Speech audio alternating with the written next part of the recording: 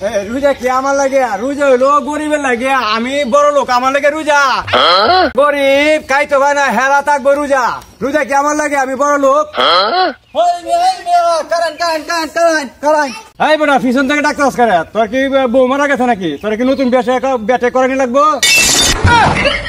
হেই মিয়া, আমরা রোজা রমজানের দিন আইটে আইটে প্রকাশ্য ফারা ফারা বেড়ায়া বিড়ি সিগারেট খাইতাছুন, এটা কি আপনার গুণ হইতো না মিয়া? রোজা কি আমার লাগে? আমি বড় লোক লাগে। রোজা হইলো তোর মতো গরিবের লাগে। তোরা খাইতে পারো না দেখে তোরা রোজা রাখস, আমরা খাইতে ভাই তাই রোজা রাখি না। আমরা খাইলেও রোজা হইব, না খাইলেও রোজা হইব।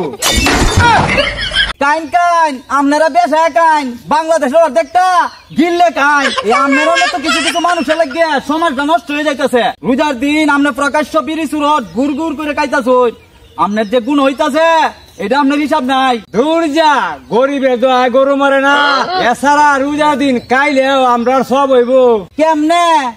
আমরা প্রতি মাসে মসজিদে হাজার হাজার টাকা দেই, মসজিদে যা টিয়া দেই সেই টিয়া সব তো আমার সবের গুড়াও হয়ে যাইব। রোজা না রাখলে মসজিদে টেহা দিলে সব হয়ে যাইতো না, রোজার সব হইতো না। আর হারাম টেহা দেন, এই টেহা কি আমরা বুঝি না? হারামের টেহা আরাম বেশি। তোর মতো গরিব লেগে এলাকায় থাকতে পারি না। তোরা খালি চিল্লাস আর মাথাটা নষ্ট করে বলাস, আর বেশি কিছু কইলে মই দিয়ে সমান করে বলাস। টান দিল, টান না দিলে মাথাটা ঠিক হইতো না। মাথাটা আমার গরম পালা বানায় ভাই। ঠিক আছে, টান দিও। হবি ভাই, কেউ ভাই রোজা রমজানের দিন আপনি সিগারেট এই বেকাইতাছি না বাবা। আইসে কোট করতে মুঠি, এখন খালি হাদিস মারবো। কোন হাদিস আছে রে? রোজা সিগারেট খেলে রোজা ভেঙে যাবো? রোজার দিন রোজা রই না, আবার বড় বড় কথা কইতাছুন। সিগারেট খেলে কি রোজা ভাঙতো না? আপনি তো মুসলমানের কলঙ্ক কমে আপনি আবার কইতাছুন কোন হাদিস আছে সুরত খেলে রোজা ভাঙে যাবো কামে। একটা কথা মনে রাখবেন, যে জিনিস খাইলে স্বাস্থ্যের জন্য ক্ষতিকর সেই জিনিস খাইলেই হারাম। বুঝলাম না, আপনার ফুটকি মাঝে কি গুড়াকির কামড়াইতেছে? এই নদী হইলো একটা লগে একই এক কথা, আর আপনি কোন আরেক কথা বুঝলাম না। আমি রোজা রাখি না, এটা আমার বিষয়। আপনার এত জলে কেরে?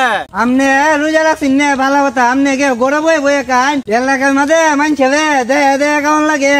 মানছে কি অসুবিধা হইতেছে না? আর রোজা আপনার লাগে ফরজ, যদিও আপনি রোজা না রাখেন তাহলে কাল কেমতের মাঠে আল্লাহ যখন আপনার কাছে রোজা না রাখার জন্য, তখন আল্লাহর কাছে গিয়ে আপনি কি জবাব দিবেন? কেমতের মাঠে কেউ জন্য উপকারের জন্য আসবে না। এই দুনিয়াতে আপনি আল্লাহর আদেশ মেনে চলুন, তাহলে এই আমলগুলো কিয়ামতের মাঠে আপনার জন্য না যাতে উসিলা হবে। তাই আপনাকে দাওয়াত দিয়ে গেলাম। আপনি এত জ্ঞান দেওয়া লাগবে না, এমনি মাথাটা গরম আছে, আপনি থেকে যান গিয়া। আপনারে অনেক চেষ্টা হচ্ছি বুঝার লাগে, আপনি বুঝলেন না। আল্লাহ আপনারে বালা তৌফিক দান করুক। যে দাওয়াতে নাই রে বাধা, নাই রে প্রাণের ভয়, বুঝে নিও সেই সে দাওয়াত দিনের দাওয়াত নয়।